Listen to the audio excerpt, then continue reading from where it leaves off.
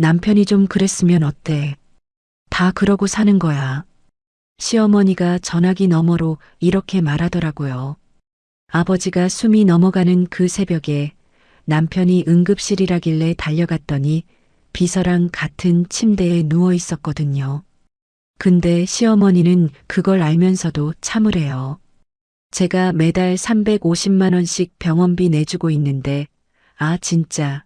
제 친정아버지 돈 5억 5천만 원을 빼돌려 놓고도 뻔뻔한 그 시댁 식구들한테 저는 그냥 현금 인출기였던 거예요. 근데요, 돌아가신 아버지가 저한테 편지 한 통을 남겨두셨어요. 차용증이랑 송금 내역까지 전부요. 7년간 착한 며느리로 살았던 저요. 이제 그 돈 한 푼까지 다 받아내러 갈 거예요. 그 뒷이야기 오늘 시원하게 들려드리겠습니다. 아버지의 병실에서 10일째 밤을 보내고 있었습니다. 새벽 2시가 넘었는데도 저는 잠이 오지 않았죠. 아버지의 손을 잡고 있으면 가느다란 맥박이 손끝으로 전해졌습니다. 그 작은 떨림이 아직 아버지가 여기 계시다는 증거였으니까요. 낮에 담당 주치의가 저를 복도로 불러냈습니다. 보호자분, 오늘 밤에서 내일 사이가 고비입니다. 마음의 준비를 하셔야 해요. 저는 고개만 끄덕였습니다. 마음의 준비라는 게 대체 어떻게 하는 건지 아무도 가르쳐 주지 않더군요. 병실 구석 간이 침대에서 이모 김복순이 몸을 뒤척였습니다. 이모도 며칠째 제대로 주무시지 못하고 계셨죠. 아버지의 가슴이 올라갔다 내려갔다를 반복했습니다. 그 간격이 점점 길어지는 게 느껴졌어요. 저는 아버지의 손을 두 손으로 감싸며 속으로 말했습니다. 아빠, 조금만 더 버텨줘요. 조금만 더. 그때 핸드폰이 울렸습니다. 새벽 3시 12분. 화면에 오수빈 비서라는 이름이 떠 있었죠. 여보세요? 사모님, 저 오수빈이에요. 지금 사장님이 회식하시다가 갑자기 쓰러지셨어요. 수빈의 목소리가 숨을 헐떡이고 있었습니다. 지금 대학병원 응급실로 옮겼는데 심장 쪽이 안 좋은 것 같대요. 빨리 오셔야 할 것 같아요, 사모님. 심장이 철렁 내려앉았습니다. 아버지의 손을 잡고 있던 제 손이 그대로 굳어버렸죠. 지금 응급실이라고요? 네, 사모님. 제발 빨리요. 전화가 끊어졌습니다. 저는 핸드폰을 쥔 채 한동안 움직이지 못했어요. 아버지의 얼굴과 남편의 얼굴이 동시에 머릿속을 채웠습니다. 이모가 제 기척에 눈을 떴습니다. 하경아, 무슨 전화야 이 시간에? 이모, 도윤 씨가 쓰러졌대요. 응급실이래요. 이모가 벌떡 일어나 앉으며 제 얼굴을 바라봤습니다. 뭐라고? 지금? 이모, 아버지 좀 부탁드려요. 금방 다녀올게요. 저는 아버지의 이마에 손을 얹었습니다. 아버지의 피부가 서늘했어요. 아빠, 금방 다녀올게요. 금방이야. 그 말을 하는데 목이 막혔습니다. 이게 마지막이 될 수도 있다는 생각이 온몸을 짓눌렀어요. 다리가 후들거렸지만 억지로 병실 문을 열고 나왔습니다. 새벽 병원 앞에서 택시를 잡는데 5분이 걸렸습니다. 그 5분이 50분처럼 느껴졌죠. 택시 뒷자리에 앉아 주소를 말하는 제 목소리가 떨리고 있었습니다. 새벽 4시쯤 대학병원 응급실에 도착했습니다. 접수 창구로 뛰어가서 말했죠. 강도윤이요. 강도윤 환자 어디 있어요? 간호사가 화면을 확인하더니 고개를 갸웃했습니다. 강도윤 접수 기록이 없는데요. 혹시 다른 이름 아니세요? 아니에요, 강도윤이요. 1시간 전쯤 실려왔을 텐데요. 잠시만요, 아니요, 없습니다. 가슴이 두근거렸습니다. 뭔가 이상했어요. 저는 핸드폰을 꺼내 도윤에게 직접 전화를 걸었습니다. 신호음이 3번 갔습니다. 그 사이로 병원 안내 방송 소리가 희미하게 들렸죠. 아하경아, 도윤의 목소리에 술기운이 잔뜩 묻어 있었습니다. 나 2층 입원실 쪽이야. 올라와. 전화가 툭 끊어졌습니다. 응급실이 아니라 입원실이라고요. 저는 엘리베이터를 타고 2층으로 올라갔습니다. 복도가 텅 비어 있었습니다. 면회 시간은 한참 전에 끝난 새벽이었으니까요. 그런데 복도 끝 병실에서 도윤의 웃음소리가 흘러나왔습니다. 낮고 느긋한 웃음이었어요. 발걸음이 느려졌습니다. 병실 문이 반쯤 열려 있었죠. 그 틈으로 보인 것은 침대 위에 나란히 누운 두 사람의 모습이었습니다. 여자가 도윤의 가슴에 머리를 기대고 있었어요. 저는 문을 완전히 밀어 열었습니다. 여자가 고개를 들었습니다. 1시간 전 전화기 너머로 다급하게 외치던 그 목소리의 주인, 오수빈이었습니다. 도윤은 수빈의 어깨를 감싼 채 초점 없는 눈으로 저를 올려다봤습니다. 수빈은 놀라기는커녕 천천히 몸을 일으키며 저를 바라봤죠. 그 얼굴에 당황한 기색은 없었습니다. 도윤이 해해 웃으며 입을 열었습니다. 왔어?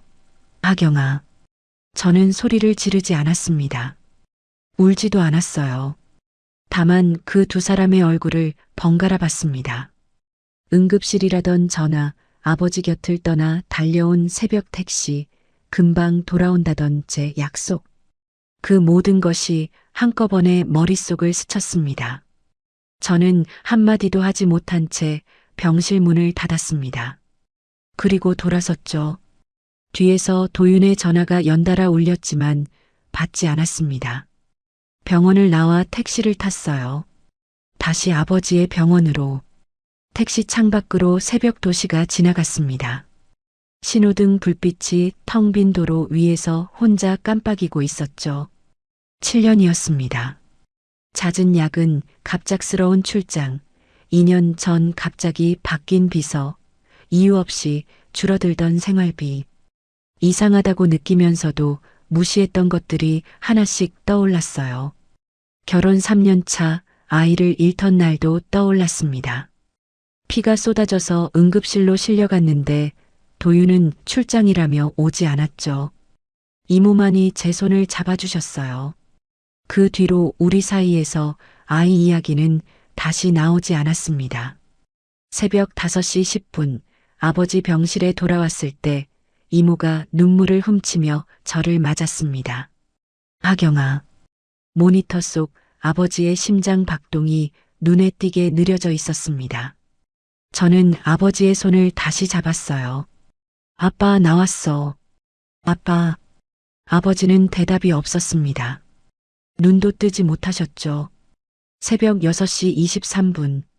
모니터에서 길고 평평한 소리가 울렸습니다. 이모의 울음소리가 병실을 채웠어요. 저는 아버지의 식어가는 손을 잡은 채 눈물 한 방울 흘리지 못했습니다. 이 새벽에 저는 아버지를 잃었고 남편도 잃었습니다.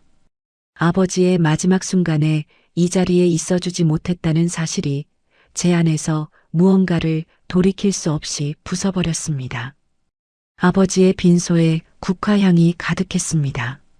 3일장으로 치르기로 했죠. 저는 상주 완장을 차고 조문객 앞에 무릎을 꿇었다 일어서기를 반복했습니다. 아버지의 사업 동료, 먼 친척, 동네 어르신들이 줄을 이었어요. 고개를 숙일 때마다 병원 침대 위에 나란히 누워있던 두 사람의 모습이 겹쳤습니다. 이를 악물지 않으면 조문객 앞에서 무너질 것 같았어요. 장례 첫째 날 저녁이었습니다. 빈소 입구에 검은 넥타이를 맨 도윤이 서 있었죠. 근엄한 얼굴로 화환 사이를 지나 제 쪽으로 걸어왔습니다. 저는 도윤의 시선을 피했어요. 눈을 마주치면 제가 어떤 말을 내뱉을지 저도 몰랐으니까요. 이모가 재빨리 도윤 앞을 가로막았습니다. 도윤아, 하경이가 며칠째 잠을 못 잤어. 오늘은 그만 가봐라. 이모의 목소리는 정중했지만 단호했습니다. 도윤이 이모 너머로 저를 바라봤어요. 저는 고개를 돌린 채 조문객에게 절을 올렸습니다.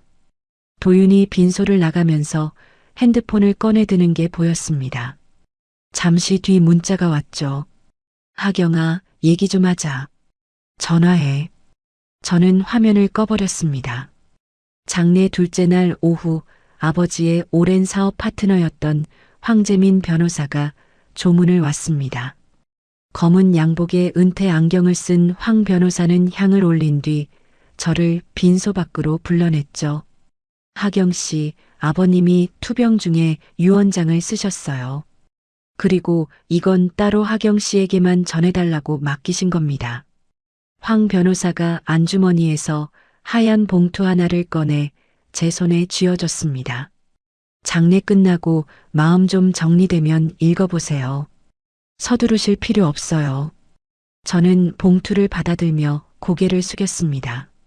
아버지의 글씨로 하경에게라고 적혀 있었어요. 봉투를 가슴 쪽 주머니에 넣었습니다.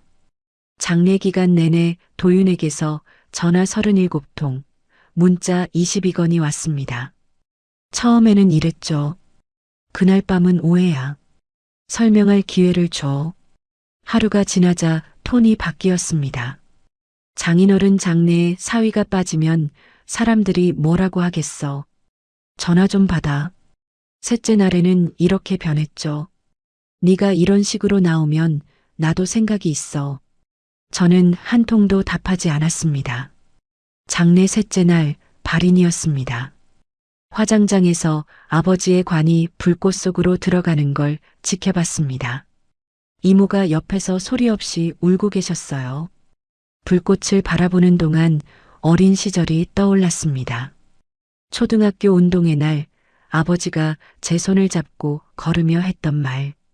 하경아, 네가 행복하면 아빠는 그걸로 됐다. 그 약속을 지키지 못한 건 아버지 잘못이 아니었습니다. 제가 선택한 남자의 잘못이었죠. 장례를 모두 마치고 친정집으로 돌아온 밤이었습니다. 이모가 된장국을 끓여 밥상을 차려주셨어요. 마주 앉아 숟가락을 들었는데 이모가 먼저 입을 열었습니다. 하경아. 네, 이모. 너 도윤이한테 무슨 일 있었냐? 숟가락이 멈췄습니다. 장례 내내 내 얼굴이 슬픈 게 아니라 화가 나 있더라. 저는 한참을 숟가락만 내려다봤습니다. 그리고 처음으로 그 새벽에 본 것을 입 밖으로 꺼냈어요. 이모는 한동안 아무 말도 하지 않았습니다. 국이 식어가는 동안 이모의 주름진 손이 식탁 위에서 떨리고 있었죠. 하경아, 너의 아버지가 살아계실 때 나한테 한번 그런 말을 했다. 무슨 말이요? 사위가 또 돈을 빌려달라고 했는데 이번엔 금액이 너무 크다고. 저는 숟가락을 내려놓았습니다. 아버지가 도윤이한테 돈을 줬어요? 여러 번이야. 사업한다고 할 때마다. 한 번도 들은 적이 없었습니다. 7년 동안 단 한 번도요. 그날 밤 잠이 오지 않았습니다. 저는 이불 위에 앉아 황재민 변호사가 건넨 봉투를 꺼냈어요. 봉투를 뜯는 손이 떨렸습니다. 편지 첫 줄에 이렇게 적혀 있었습니다. 하경아, 아빠가 너한테 미안한 게 있다. 눈물이 터졌습니다. 참고 또 참았던 것들이 한꺼번에 쏟아졌죠. 편지를 끝까지 읽었습니다.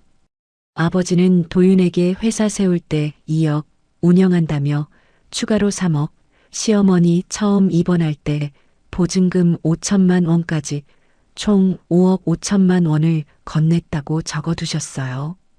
이 돈은 내 행복을 위한 거였는데 아빠가 잘못 판단한 것 같다. 황재민 변호사에게 관련 서류를 모두 맡겨두었으니 필요하면 찾아가거라. 그리고 덧붙여 쓰셨죠. 시아버지 강병철이 세상을 떠난 뒤 시댁에 남은 재산이 있었는데 도윤이 사업 초기에 그것까지 다 정리해서 써버렸다고요. 저는 편지를 접어 가슴에 품었습니다. 새벽녘 거실에 앉아 핸드폰을 열었어요. 은행 앱을 켜고 자동이체 설정 화면으로 들어갔습니다. 매달 25일 시어머니 정말숙의 병원비 350만 원. 도윤이 어머니를 상급병원 1인실에 넣어놓고 그 비용을 고스란히 제게 떠넘긴 돈이었죠. 저는 자동이체 해지 버튼을 눌렀습니다. 확인 버튼까지 누르는데 1초도 걸리지 않았어요. 7년간 착한 며느리 이하경은 끝났습니다. 다음 날 아침 9시 눈을 떴습니다. 핸드폰 화면에 알림이 빼곡했죠. 밤새 쌓인 부재중 전화 47통, 도윤 19통, 시어머니 정말숙 12통, 신우이 강도희 9통, 모르는 번호 7통, 문자 메시지는 31건이었습니다.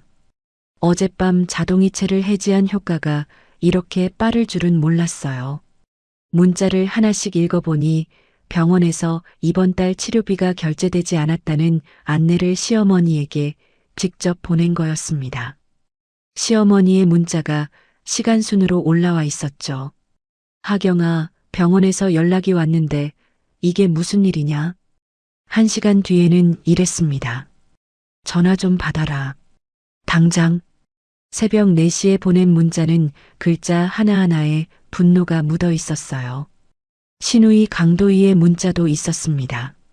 언니 지금 뭐 하는 거야? 엄마가 새벽부터 혈압 올라서 난리야. 전화 좀 받아. 도윤의 문자는 딱 한 줄이었죠. 이하경, 선 넘지 마. 당장 복구시켜. 저는 핸드폰을 내려놓고 부엌으로 갔습니다. 이모가 차려준 밥을 먹으며 황재민 변호사에게 전화를 걸었어요. 변호사님, 오늘 만나뵐 수 있을까요? 오후 2시에 사무실로 오세요. 아버님이 맡기신 서류가 상당합니다. 시간 넉넉히 잡고 오세요.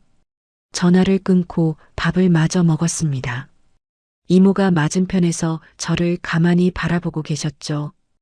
아무 말씀 없이 제 밥그릇에 반찬을 하나 더 올려주셨습니다.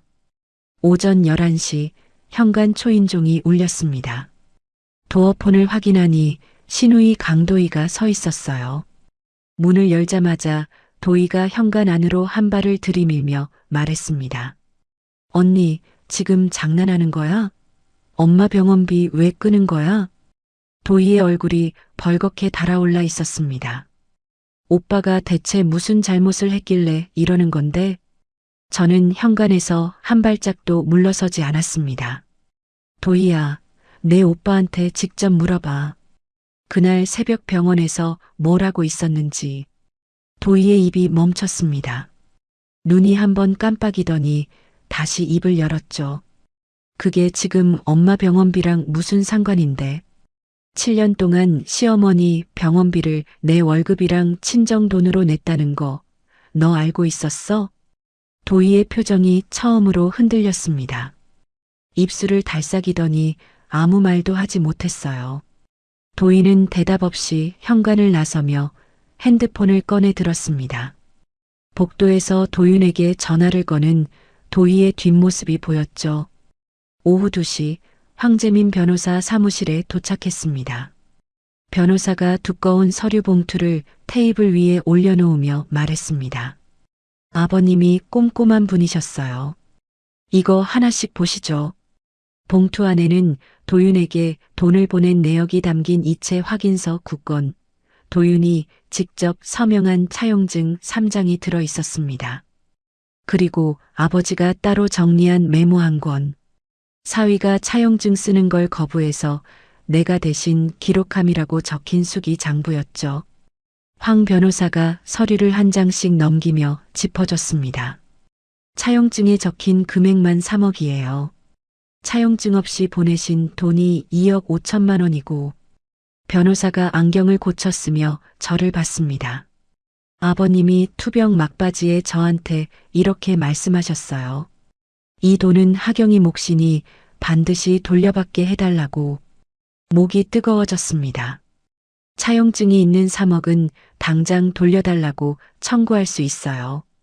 나머지 2억 5천도 보내신 기록이랑 수기장부가 있으니까 충분히 싸울 수 있습니다. 저는 서류를 한 장 한 장 넘기며 아버지의 글씨를 따라갔습니다. 날짜마다 빼곡한 아버지의 메모가 딸에게 차마 말하지 못한 아버지의 마음이 느껴졌어요. 변호사 사무실을 나서며 핸드폰을 확인했습니다. 오후 들어 부재중 전화가 33통이 더 쌓여 있었죠. 아침부터 합치면 80통이었습니다. 그 목록 안에 오수빈의 번호도 있었습니다. 음성 메시지가 남겨져 있었죠. 사모님, 저 수빈인데요. 사장님이 지금 많이 화가 나 계셔서 한번 만나서 얘기할 수 있으면 좋겠는데요. 저는 음성 메시지를 끝까지 듣고 저장해뒀습니다. 택시 안에서 아버지의 서류를 다시 펼쳤어요. 서류 뭉치 사이에서 도윤 회사의 등기 서류 사본이 나왔습니다. 거기에 제가 전혀 몰랐던 사실이 적혀 있었죠. 회사 지분의 30%가 오수빈 명의로 되어 있었습니다. 택시 창밖으로 지나가는 가로수가 흐릿하게 번졌습니다. 이건 단순한 바람이 아니었어요. 제 친정 돈으로 세운 회사를 그 여자와 나눠 가진 거였습니다. 친정집에 돌아와 핸드폰에 부재중 전화 80통을 다시 한번 내려다봤습니다. 이 전화들은 저를 걱정해서 온 게 아니었어요. 자기들의 돈줄이 끊길까봐 두려워서 건 전화였죠. 저는 아버지가 남긴 서류 뭉치를 테이블 위에 펼쳐 놓았습니다. 차용증, 이체 내역서, 등기 서류. 7년간 빼앗긴 것들을 되찾을 방법을 하나하나 정리하기 시작했습니다. 이틀 뒤 월요일 아침이었습니다. 저는 결혼 전 다니던 회계법인의 선배 윤지연에게 연락을 했어요. 7년 만에 전화였는데 지연 선배는 반가운 목소리로 바로 받아줬죠. 하경아, 오랜만이다. 무슨 일이야? 선배, 만나서 드릴 말씀이 있어요. 오늘 시간 괜찮으세요? 강남 쪽으로 나올 수 있어? 점심 먹으면서 보자. 강남의 한 카페에서 마주 앉았습니다. 지연 선배는 7년 전과 크게 다르지 않았어요. 짧은 단발머리에 날카로운 눈매, 서류를 보면 칼같이 집어내던 그 선배였죠. 저는 가방에서 아버지가 남긴 서류 일체와 도윤 회사의 등기 서류 사본을 꺼내 테이블 위에 펼쳤습니다. 선배, 이 회사 재무 상태를 좀 봐주실 수 있어요? 지연 선배가 서류를 한 장씩 넘기기 시작했습니다. 커피잔을 옆으로 밀어놓고 등기 서류에 눈을 고정하더니 미간을 좁혔어요. 설립 자본금이 이 정도인데 공시된 매출이 이것밖에 안 돼? 선배가 손가락으로 숫자를 짚으며 고개를 저었습니다. 그리고 비서 명의로 지분 30%가 있다고? 이건 정상적인 구조가 아니야. 선배가 서류를 내려놓고 저를 똑바로 봤습니다. 하경아, 너의 아버지가 남긴 자료랑 공개된 법인 공시정보를 대조해보면 돈이 어디로 흘러갔는지 전체 그림이 나올 거야. 내가 아는 세무사 한 명 연결해 줄게. 이쪽으로 꼼꼼한 사람이거든. 저는 고개를 숙였습니다. 선배, 고마워요. 고맙긴. 7년 동안 연락도 없더니 이런 일로 찾아오니까 속상하지. 선배가 제 손을 한번 꽉 잡아줬어요. 그 손의 온기가 오래 남았습니다. 같은 날 오후 친정집으로 돌아오니 도어폰에 기록이 남아 있었습니다. 이모가 거실에서 저를 기다리고 있었죠. 하경아, 아까 도윤이가 왔었다. 왔어요? 꽃다발 들고 왔더라. 문 안 열어줬어. 30분 넘게 인터폰에 대고 뭐라 하다가 경비원한테 쫓겨갔어. 이모가 한숨을 쉬며 덧붙였습니다. 수빈이가 아파서 병문안 간 거라느니 그날 아무 일도 없었다느니 그런 소리를 하더라. 저는 신발을 벗으며 코웃음이 나왔습니다. 새벽 3시에 비서 병문안을 가면서 같은 침대에 누워 있었다는 게 말이 된다고 생각하는 건지. 그날 저녁 시어머니 정말숙에게서 전화가 왔습니다. 이번에는 받았어요. 하경아. 시어머니의 목소리가 울먹이고 있었습니다.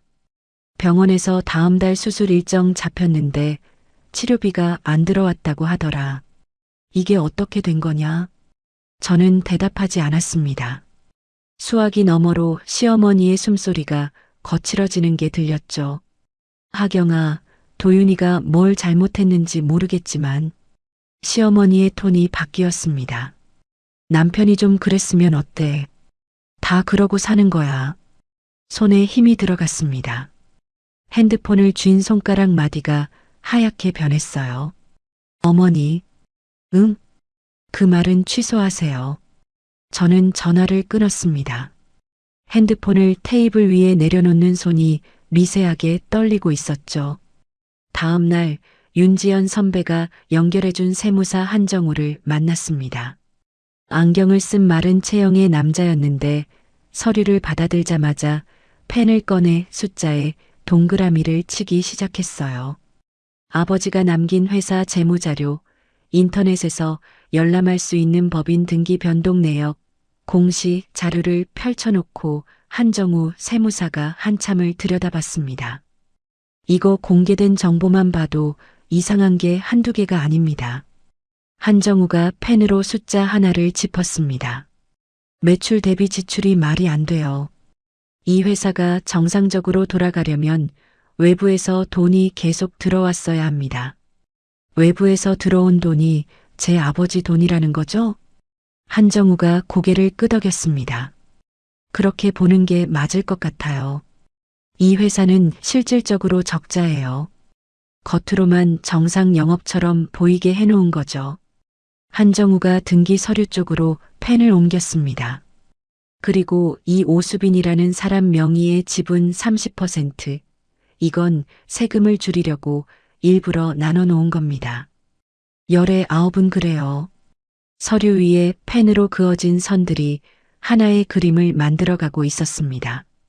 내 아버지의 돈으로 세운 회사, 적자를 메우며 겉모습만 유지한 회사, 그 회사 지분을 내연녀 이름으로 쪼개놓은 남편. 그 주 금요일 저는 황재민 변호사를 다시 찾아갔습니다. 세무사의 분석 결과를 건네며 말했죠. 변호사님, 이혼 소송을 하고 싶어요.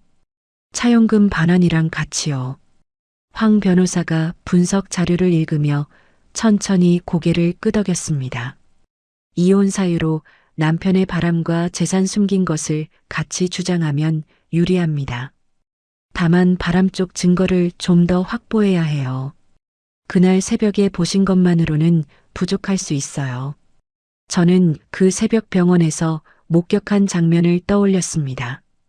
두 사람이 나란히 누워있던 그 침대, 수빈의 태연한 얼굴, 도윤의 초점 없는 눈. 그걸 증거로 만들 방법을 찾아야 했어요. 같은 날 저녁 집으로 돌아오는 길에 오수빈에게서 전화가 왔습니다. 사모님, 저 수빈인데요. 드릴 말씀이 있어서 한번 만나주실 수 있을까요? 경계심이 올라왔습니다. 이 여자가 왜 저를 만나자는 건지. 하지만 저는 일단 응하기로 했어요. 내일 낮에 보죠. 장소는 제가 정할게요. 사람이 많은 카페를 골랐습니다. 토요일 오후 2시 창가 자리에 앉아 수빈을 기다렸죠. 수빈이 들어왔습니다. 지난번 병실에서 봤을 때의 태연함은 없었어요. 선글라스를 벗는 수빈의 손이 미세하게 떨리고 있었습니다. 사모님, 저 솔직하게 말씀드릴게요. 수빈이 자리에 앉으며 물컵을 잡았습니다. 지분 30%는 사장님이 제 이름으로 올려놓은 거예요. 실제로 저한테 돌아온 돈은 한 푼도 없어요. 저는 표정을 바꾸지 않고 듣기만 했습니다. 그리고 사장님이 요즘 회사 돈을 빼돌리고 있어요. 해외 계좌로 옮기고 있다고요. 수빈이 물을 한 모금 마시며 저를 바라봤습니다. 사모님이 이혼 소송 준비한다는 거 사장님이 알고 있어요. 그래서 지금 돈을 옮기기 시작한 거예요. 저는 수빈의 눈을 들여다봤습니다. 이 여자가 저를 진심으로 돕는 건지 도윤이 보낸 건지 판단이 서지 않았어요. 하지만 정보는 받아들이기로 했습니다. 카페를 나와 집으로 돌아오는 택시 안에서 생각을 정리했죠. 도윤이 돈을 빼돌리고 있다면 시간이 없었습니다. 저는 황 변호사에게 바로 전화를 걸었어요. 변호사님, 도윤 씨가 지금 돈을 빼돌리고 있을 수 있어요. 이혼 소송이랑 재산 동결 신청을 최대한 빨리 해주세요. 알겠습니다. 월요일에 바로 움직이죠. 전화를 끊고 창밖을 바라봤습니다. 오수빈이라는 변수를 어떻게 쓸 것인가. 저는 그날 밤 오래도록 그 답을 찾았습니다. 다음 주 월요일이었습니다. 황재민 변호사가 법원에 서류를 접수했어요. 도윤 회사법인 계좌와 도윤 개인 계좌에 대한 재산 동결 신청, 차용금 3억 원을 돌려달라는 소장, 가리고 이혼 소송장까지. 저는 변호사 사무실에서 서류 한 장 한 장에 서명을 했습니다. 펜을 놀릴 때마다 7년이라는 시간이 종이 위에서 끊어지는 느낌이었죠. 하경 씨, 여기 서명하시면 됩니다. 황 변호사가 마지막 서류를 밀어줬습니다. 저는 이름 석자를 또박또박 눌러 썼어요. 이하경. 더 이상 강도윤의 아내가 아닌 제 이름이었습니다. 열흘이 지났습니다. 도윤에게 소장이 전달된 날이었어요. 1시간도 채 안 돼서 전화가 울렸죠. 화면에 도윤의 이름이 떴습니다. 이번에는 받았어요. 이하경. 도윤의 목소리에서 예전의 국어라는 톤은 완전히 사라져 있었습니다. 낮고 거친 숨소리가 먼저 들렸죠. 소송이야? 진짜 소송을 걸어? 도윤이 책상을 치는 소리가 수화기 너머로 울렸습니다. 장인어른한테 받은 건 투자금이야. 빌린 돈이 아니라고. 차용증은 장인어른이 형식적으로 쓰라고 한 거야. 그걸 가지고 소송을 해? 저는 도윤의 말을 끊지 않았습니다. 한마디 한마디를 끝까지 들었어요.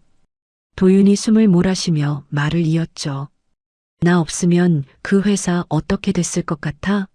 내가 키운 거라고. 장인어른도 그걸 아셨어. 도윤의 말이 끝났습니다. 저는 입을 열었어요. 그러면 법정에서 그렇게 말해. 전화를 끊었습니다. 끊자마자 통화 녹음 파일을 확인했어요. 황 변호사의 조언대로 모든 통화에 녹음을 걸어둔 게 이렇게 쓸모가 있을 줄이야. 도윤이 스스로 차용증이 있다는 걸 인정한 셈이었습니다. 형식적이었다고 둘러대봐야 존재 자체를 인정한 건 지울 수 없으니까요. 그로부터 약 2주 뒤 황 변호사에게서 연락이 왔습니다. 하경 씨, 법원에서 재산 동결을 받아들였어요. 도윤 씨 법인 계좌랑 개인 계좌 둘 다 묶였습니다. 가슴이 내려앉는 것 같으면서도 동시에 단단해지는 느낌이었어요. 이제 도윤은 회사를 돌릴 돈이 없을 거였습니다. 그날 저녁 시어머니에게서 전화가 왔습니다. 하경아. 시어머니의 목소리가 높게 올라가 있었습니다. 네가 도윤이를 고소했다며.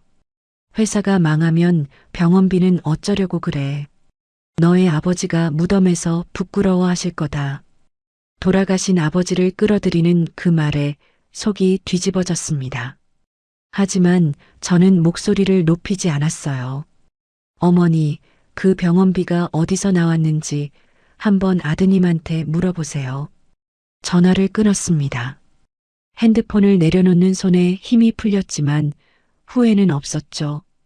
다음 날 신우이 강도희가 찾아왔습니다. 이전과는 달랐어요. 현관에 선 도희의 목소리가 낮았고 조심스러웠습니다. 언니, 나 좀 들어가도 돼? 저는 문을 열어줬어요. 거실에 마주 앉아 도희가 먼저 입을 열었습니다. 오빠가 잘못한 거 나도 이제 알겠어. 도희가 무릎 위에 놓인 손을 꽉 쥐었습니다. 근데 엄마 병원비 문제만은 따로 생각해 줄 수 없을까? 내가 분담할게. 저는 도희의 얼굴을 가만히 봤습니다. 처음으로 시댁 쪽에서 사람 말이 나오고 있었어요. 도희야, 네가 직접 병원이랑 계약하고 직접 내겠다면 상관없어. 도희가 고개를 끄덕이며 자리에서 일어났습니다. 현관에서 신발을 신으며 도희가 돌아봤어요. 언니 미안해. 처음에 왔을 때 나도 몰라서 그랬어. 저는 대답 대신 작게 고개를 끄덕여줬습니다. 같은 주 금요일 오후 오수빈에게서 다시 연락이 왔습니다. 사모님, 사장님이 저한테 지분 30%를 빨리 다른 사람한테 팔라고 해요. 계좌가 묶이니까 급한 거예요. 수빈의 목소리가 초조하게 흔들리고 있었습니다. 제 동의도 안 받고 서류를 만들고 있는 것 같아요. 이건 사모님이 알아야 할 것 같아서요. 전화를 끊고 바로 황 변호사에게 연락했습니다. 변호사님, 도윤 씨가 동결된 상태에서 지분을 팔려고 하고 있대요. 그건 법원 명령을 어기는 겁니다. 증거로 쓸 수 있어요. 오수빈 씨한테서 진술을 받아야 합니다. 저는 수빈에게 다시 전화를 걸었어요. 수빈 씨, 법정에서 증언해 줄 수 있어요? 수화기 너머로 긴 침묵이 흘렀습니다. 수빈의 숨소리만 들렸죠. 저도 불이익 받는 거 아니에요? 그건 변호사님이랑 상의하면 돼요. 거절하라는 게 아니라 물어보는 거예요. 수빈이 또 한참을 말하지 않았습니다. 하지만 거절하지도 않았어요. 생각해 볼게요. 전화가 끊어졌습니다. 수빈이 점점 도윤의 편이 아닌 자기 살 길 쪽으로 기울고 있다는 게 느껴졌어요. 버림받을 위기에 놓인 사람은 어디든 손을 뻗게 되어 있으니까요. 토요일 저는 혼자 아버지의 납골 땅을 찾아갔습니다. 아버지 사진 앞에 서니 그동안 삼키고 눌러왔던 것들이 한꺼번에 올라왔어요. 처음으로 소리내어 울었습니다. 납골당 유리 너머 아버지의 사진이 흐릿하게 번져 보일 만큼 오래 울었죠. 한참을 울고 나서야 숨이 돌아왔습니다. 얼굴을 닦고 납골당을 나서며 등을 펴고 걸었어요. 일요일 저녁 뜻밖의 전화가 왔습니다. 도윤의 거래처 사장 박영수라는 사람이었어요. 결혼 초에 부부 동반 식사를 한두 번 한 적이 있는 얼굴이었죠. 하경 씨, 갑자기 연락드려서 죄송한데요. 도윤이가 요즘 상태가 심각해요. 박영수가 한숨을 쉬며 말을 이었습니다. 회사도 엉망이고 술만 마시고 여기저기 돈 빌리러 다니고 있어요. 이대로 가면 큰일 날 것 같아서 한 번만 만나서 대화해 보시면 안 될까요? 저는 잠시 생각한 뒤 대답했습니다. 박 사장님, 남편 사정은 남편이 알아서 해결할 일이에요. 전화 주신 건 감사합니다. 전화를 끊었지만 머릿속이 복잡해졌어요. 도윤이 여기저기서 돈을 끌어모으고 있다는 건 위험한 신호였습니다. 다른 사람 이름으로 재산을 옮기거나 새로운 빚을 만들면 이혼할 때 나눌 재산에 영향이 생길 수 있었죠. 저는 바로 황 변호사에게 문자를 보냈습니다. 변호사님, 도윤 씨가 외부에서 돈을 빌리고 다닌다는 얘기를 들었어요. 추가로 재산을 옮기는 걸 막을 방법을 의논하고 싶습니다. 잠시 뒤 답장이 왔어요. 월요일 오전에 통화하시죠. 대비할 수 있는 방법을 알려드리겠습니다. 저는 핸드폰을 내려놓고 창밖을 봤습니다. 밤하늘에 별은 보이지 않았지만 마음은 또렷했어요. 흔들릴 시간은 이미 지났으니까요. 한 달이 지났습니다. 이혼 소송 첫 번째 조정 기일이 잡혔어요. 저는 황재민 변호사와 나란히 가정법원 복도를 걸었습니다. 구두 굽이 바닥에 부딪히는 소리가 텅 빈 복도에 울렸죠. 조정실 문을 열자 반대편에 도윤이 앉아 있었습니다. 감색 정장에 넥타이까지 매고 있었어요. 옆에 변호사를 대동하고 있었죠. 도윤이 저를 똑바로 쳐다봤습니다. 눈을 피하지 않았어요.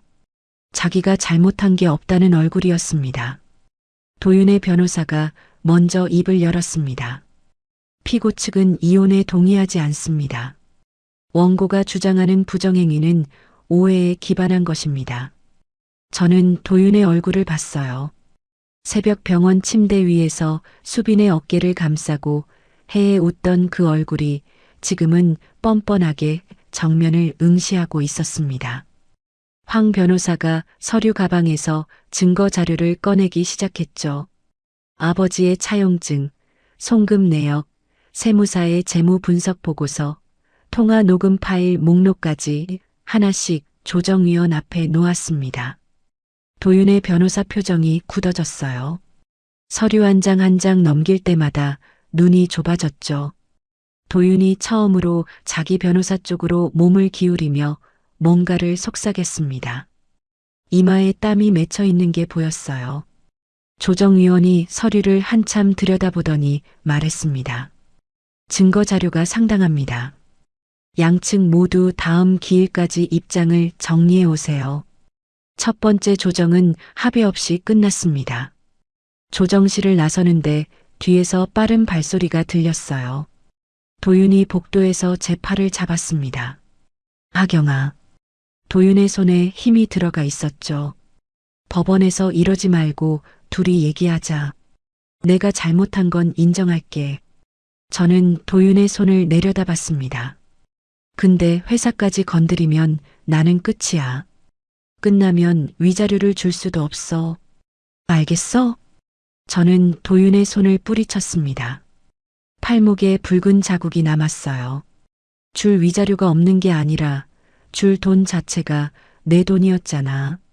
도윤의 얼굴이 일그러졌습니다. 저는 돌아섰어요. 뒤에서 도윤이 뭔가를 더 말했지만 들리지 않았습니다. 이미 복도 끝을 돌아 나왔으니까요. 조정이 결렬되고 이틀 뒤 오수빈에게서 전화가 왔습니다. 수빈의 목소리가 떨리고 있었어요. 사모님, 사장님이 제 명의 지분을 제 동의도 없이 넘기려고 서류를 만들고 있어요. 위조하고 있다고요. 수빈의 숨소리가 거칠어졌습니다. 저를 버리려는 거예요. 지분도 빼앗고 증거도 없애려는 거예요.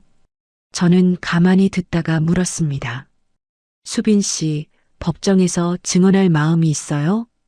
이번에는 침묵이 길지 않았어요. 할게요.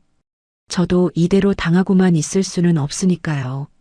저는 바로 수빈을 황 변호사 사무실로 데려갔습니다. 수빈이 변호사 앞에 앉아 입을 열기 시작했어요. 2년 전부터였어요. 사장님이 먼저 다가왔고 저는 거절하지 못했어요. 수빈의 손이 무릎 위에서 떨리고 있었습니다. 회사 돈으로 제 전세금을 넣어줬어요. 해외 출장이라고 하고 같이 여행도 갔고요. 수빈이 가방에서 핸드폰을 꺼내 화면을 넘겼습니다. 도윤과 주고받은 대화를 저장한 파일, 호텔 예약 확인서, 항공권 사본. 하나씩 테이블 위에 올려놓을 때마다 황 변호사가 고개를 끄덕였죠. 이 정도면 부정행위 증명에 충분합니다. 황 변호사가 서류를 정리하며 말했습니다. 수빈이 고개를 숙인 채 입술을 깨물고 있었어요. 저는 수빈의 얼굴을 봤습니다. 미움과 연민이 동시에 밀려왔지만 어느 쪽도 내색하지 않았죠. 수빈의 증거를 확보한 다음 날 한정우 세무사와 함께 도윤 회사의 자금 흐름을 최종 정리했습니다. 아버지가 보낸 5억 5천만 원 중 실제로 사업에 쓰인 돈은 2억이 채 되지 않았어요. 나머지 3억 5천만 원 이상이 엉뚱한 곳으로 빠져 있었죠. 도윤 개인 소비, 수빈의 전세금, 해외 계좌, 그리고 시어머니 명의 적금. 한정우 세무사가 펜으로 숫자를 짚으며 말했습니다. 시어머니 정말숙 명의 적금에 8천만 원이 들어있어요. 이게 아버님 돈에서 흘러간 겁니다. 숨이 막혔습니다. 시어머니는 저한테 병원비를 내라고 하면서 동시에 아들을 통해 뒷돈을 챙기고 있었던 거예요. 7년 동안 제가 이 가족에게 대체 무엇이었는지, 현금 인출기도 아니고 돈을 짜내는 기계도 아니고, 황 변호사가 이 모든 자료를 모아 이혼 소송 추가 서면을 작성했습니다. 서면을 건네며 변호사가 말했죠. 하경 씨, 여기에 형사고소도 같이 가면 어떨까 합니다. 서류 위조와 돈을 빼돌린 건 형사사건이에요. 형사고소까지 가면 어떻게 돼요? 금액이나 증거를 보면 수사가 진행될 가능성이 충분합니다. 다만 한번 시작하면 되돌릴 수 없어요. 저는 잠시 생각했습니다. 아버지 편지에 적힌 글씨가 떠올랐어요. 이 돈은 하경이 몫이니 반드시 돌려받게 해달라. 해주세요. 그날 밤 뜻밖에도 시어머니에게서 전화가 왔습니다. 이전과 완전히 다른 목소리였어요. 울먹이고 있었습니다. 하경아, 내가 잘못했다. 도윤이가 적금 넣어준 건 사업해서 번 돈이라고 했어. 나는 정말 몰랐어. 시어머니가 코를 훌쩍이며 말을 이었습니다. 제발 형사고소는 하지 마라. 도윤이가 잡혀가면 어떡하니? 저는 천장을 올려다보며 숨을 한번 내쉬었습니다. 어머니, 이건 제가 혼자 결정할 문제가 아니에요. 법이 판단하는 겁니다. 전화를 끊었습니다. 자정이 넘어 모든 전화와 연락이 잠잠해졌어요. 방안이 고요했습니다. 저는 테이블 위에 놓인 아버지의 편지를 꺼내 다시 읽었습니다. 편지 마지막 줄에 손가락을 올렸어요. 하경아, 내 인생은 내 거다. 누구의 아내도 누구의 며느리도 아닌 너 자신으로 살아라. 이제 마지막 싸움만 남았습니다. 약 2달이 흘렀습니다. 이혼 소송 변론 기일 아침, 저는 검은 정장을 입고 거울 앞에 섰어요. 단추를 하나씩 잠그며 숨을 고르고 현관을 나섰습니다. 가정법원 앞에서 황재민 변호사가 기다리고 있었죠. 변호사가 서류 가방을 가볍게 두드리며 고개를 끄덕여줬습니다. 법원 복도에서 도윤과 마주쳤어요. 불과 몇 달 전과 달랐습니다. 얼굴이 부어 있었고 눈 밑에 짙은 그늘이 내려앉아 있었죠. 양복은 깔끔했지만 그 안에 사람은 쪼그라들어 있었어요. 도윤 옆에 변호사도 어두운 표정으로 서류를 넘기고 있었습니다. 도윤과 눈이 마주쳤어요. 아무것도 느껴지지 않았습니다. 저는 시선을 거두고 법정 안으로 들어갔죠. 재판장이 입장하자 법정이 조용해졌습니다. 변론이 시작됐어요. 황 변호사가 자리에서 일어나 증거 자료를 하나씩 제출했습니다. 오수빈의 서면 증언, 도윤과 수빈이 주고받은 대화 저장 파일, 호텔 예약 내역, 항공권 사본. 재판장이 서류를 받아들며 한 장씩 넘겼죠. 이어서 아버지의 차용증 원본과 송금 내역, 한정우 세무사의 재무 분석 보고서까지 올라갔습니다. 황 변호사가 또렷한 목소리로 설명했어요. 원고의 친정아버지가 피고에게 건넨 5억 5천만 원 중 실제 사업에 쓰인 금액은 2억이 채 되지 않습니다. 나머지는 피고의 개인 용도와 내연 관계 유지에 사용됐습니다. 재판장이 증거 채택을 허가하며 도윤 쪽을 봤습니다. 피고 측 반박하세요. 도윤의 변호사가 일어섰어요. 목소리가 평소보다 낮았습니다. 차용증에 적힌 금액은 투자금 성격이었으며 반환 의무가 없습니다. 황 변호사가 곧바로 일어나며 녹음 파일 재생을 요청했습니다. 재판장이 허가하자 법정에 도윤의 목소리가 울려 퍼졌어요. 장인어른이 형식적으로 쓰게 한 차용증이야. 그걸 가지고 소송을 해? 녹음이 끝나자 법정이 잠시 조용해졌습니다. 도윤이 직접 차용증의 존재를 인정한 거였죠. 형식적이든 아니든 차용증을 썼다는 사실 자체를 본인 입으로 말한 겁니다. 도윤의 얼굴이 붉게 달아올랐어요. 입술을 꽉 깨물고 고개를 숙였습니다. 이어서 오수빈이 증인으로 호출됐습니다. 수빈이 증인석에 앉았어요. 도윤과 눈을 마주치지 않았습니다. 시선을 정면에 고정한 채 입을 열었죠. 저와 피고의 관계는 2년 전부터 시작됐습니다. 수빈의 목소리가 법정 안을 채웠어요. 피고가 회사 법인카드로 제 생활비를 결제했고 제 명의 지분 30%도 피고의 지시에 의한 것이었습니다. 수빈이 잠시 숨을 고르며 말을 이었습니다. 최근에는 피고가 제 동의 없이 이 지분을 다른 사람에게 넘기려고 서류를 만들었습니다. 도윤이 증인석의 수빈을 노려봤어요. 의자에서 몸을 일으키며 목소리를 높였죠. 이 여자가 지금 거짓말을. 피고, 조용히 하세요. 재판장이 제지했습니다. 도윤이 변호사의 손에 끌려 다시 자리에 앉았어요. 주먹을 꽉 쥔 도윤의 손등에 핏줄이 붉어져 있었습니다. 변론이 끝나고 재판장이 판결 선고 기일을 통보했습니다. 황 변호사가 법원 밖에서 저에게 말했어요. 증거가 압도적입니다.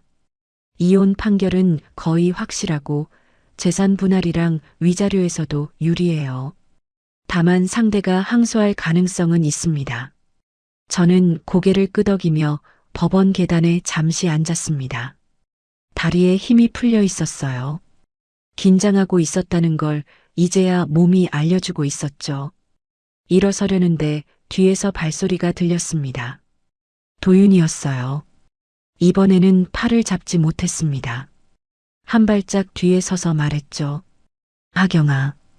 걸음을 멈추진 않았지만 도윤의 목소리가 귀에 닿았습니다. 나 이제 정말 끝이야. 회사도 끝나고 형사건까지 들어오면 나 감옥에 가. 도윤의 목소리가 갈라지고 있었어요. 제발 한 번만.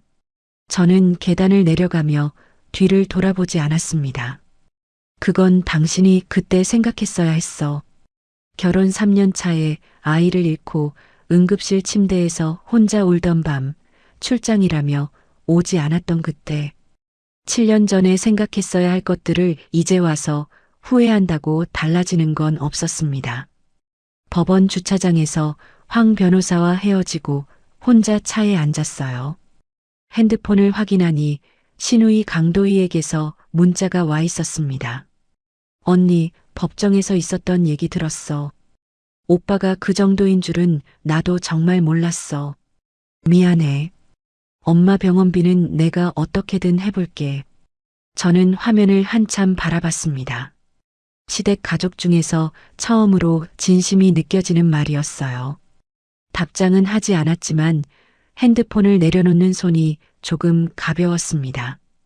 그 주 후반 경찰에서 도윤에 대한 서류 위조와 돈을 빼돌린 혐의로 수사를 시작했다는 통보가 왔습니다.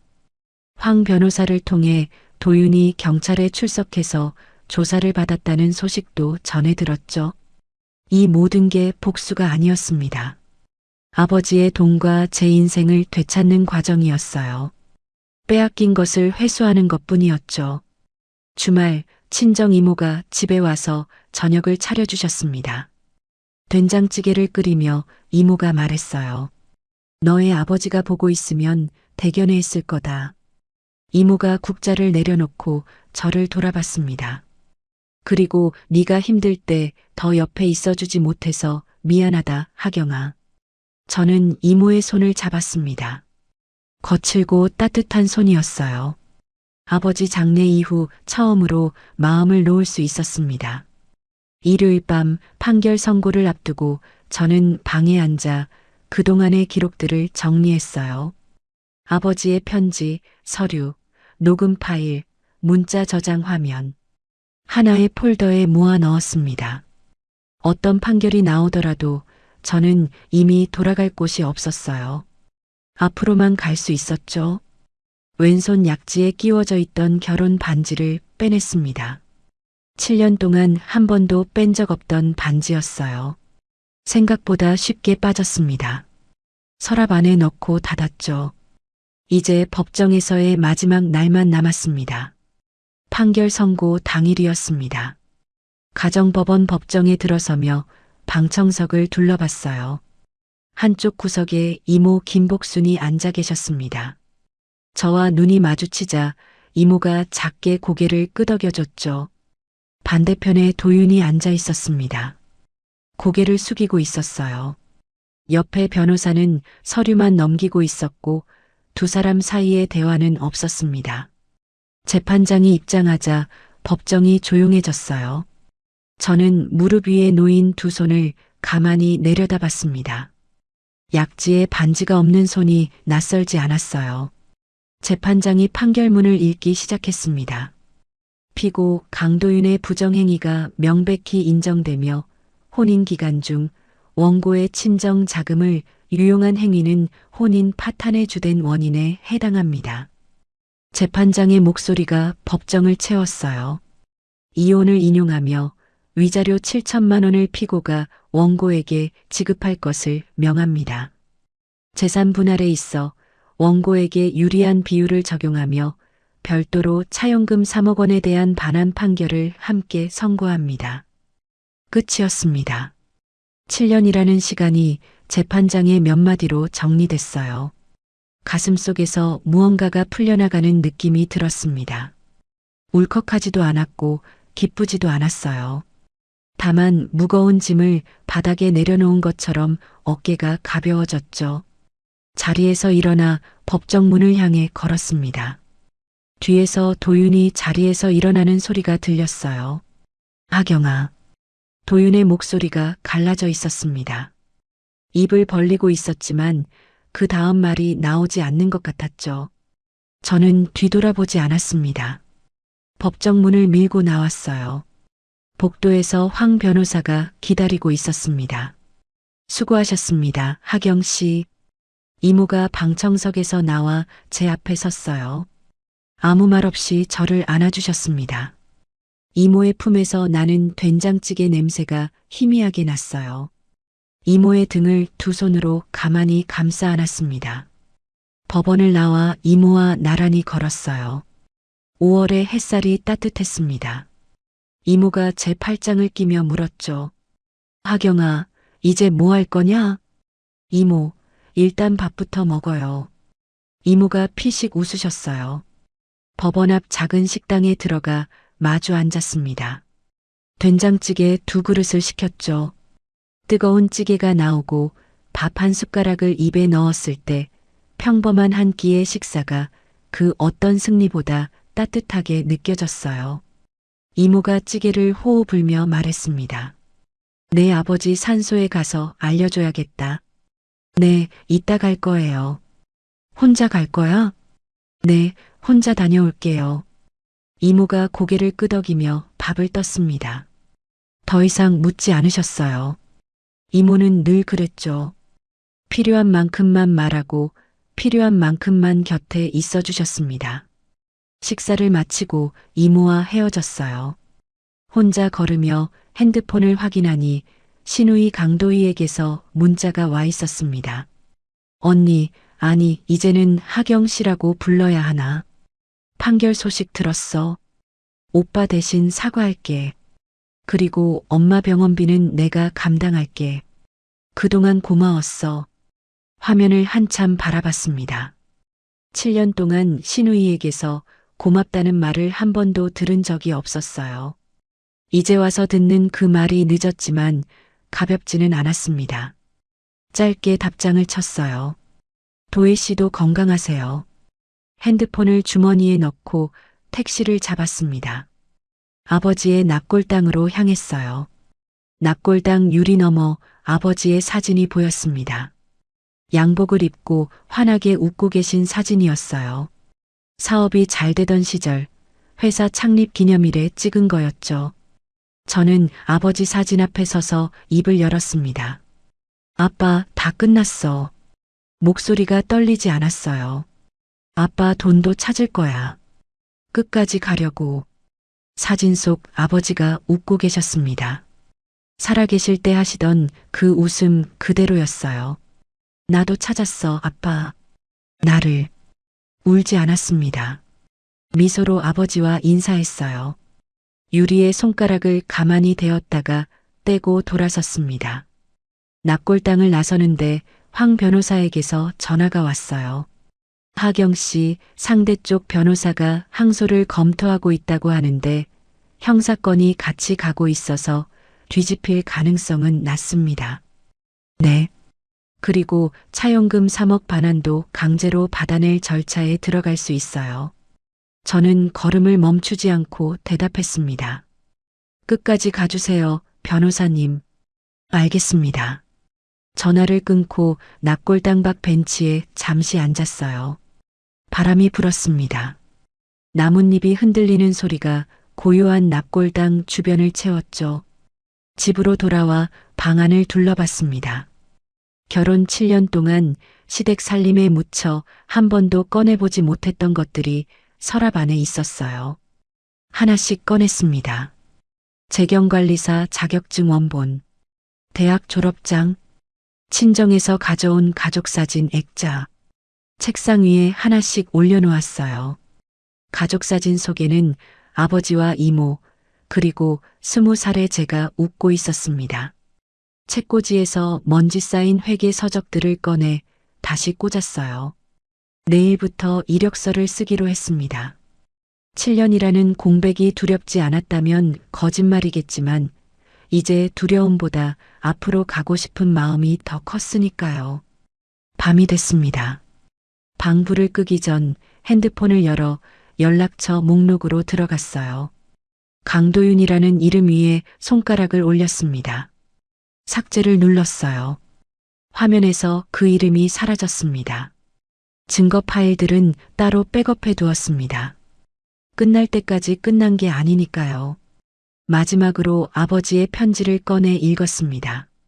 몇 번이나 읽은 편지인데도 마지막 문장에서 매번 멈추게 됐어요. 하경아, 내 인생은 내 거다. 누구의 아내도 누구의 며느리도 아닌 너 자신으로 살아라. 펜을 꺼내 그 문장에 밑줄을 그었습니다. 편지를 접어 책상 서랍 맨 앞쪽에 넣어두었어요. 내일 아침 눈을 뜨면 가장 먼저 보이는 자리였죠. 잠들기 전 화장실 거울 앞에 섰습니다. 거울 속에 제 얼굴을 들여다봤어요. 7년 전 결혼식 날의 저보다 주름이 늘었고 볼이 말랐습니다. 하지만 눈빛이 달랐어요. 흔들리지 않는 눈이었습니다. 이하경, 수고했다. 거울 속에 제가 고개를 끄덕이는 것 같았어요. 불을 끄고 이불을 덮었습니다. 내일을 위해 눈을 감았어요. 이하경 씨의 사연 여기까지입니다. 돌아가신 아버지의 마지막 순간도 함께하지 못하게 만든 사람이 다름 아닌 남편이었다는 거 참 가슴이 먹먹하더라고요. 그런데 이 사연이 단순히 나쁜 남편 응징하는 이야기는 아니었던 것 같아요. 누군가의 아내로 누군가의 며느리로만 살다가 잃어버렸던 자기 자신을 다시 찾아가는 과정이었거든요. 아버지가 편지에 남긴 그 한 줄 내 인생은 내 거다. 그 말이 이하경 씨를 다시 일으켜 세운 거잖아요. 시청자 여러분 중에도 혹시 참는 게 사랑이라고 가족을 위해서라면 당연히 그래야 한다고 생각하며 살아오신 분 계시지 않나요? 참는 것도 한계가 있고 그 한계를 넘기면 참았던 내가 사라져버려요. 늦었다고 생각하는 그 순간이 사실은 가장 빠른 때더라고요. 이하경 씨처럼 자기 이름 석자를 되찾는 용기 시청자 여러분도 꼭 가지셨으면 좋겠습니다. 오늘 사연이 시원하셨다면 구독과 좋아요 꾹 눌러주시고요. 이야기를 끝까지 들어주신 분이 계시다면 잘 들었다고 댓글 하나만 남겨주세요.